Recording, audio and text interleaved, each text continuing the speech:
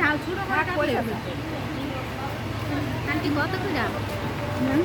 কত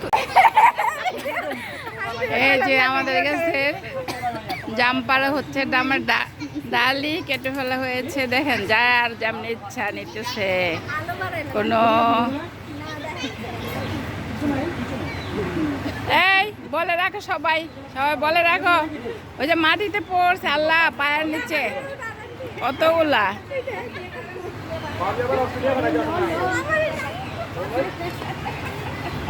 হ্যাঁ হ্যাঁ, এই যে জাম, জামের এত বড় ডাল কাটছা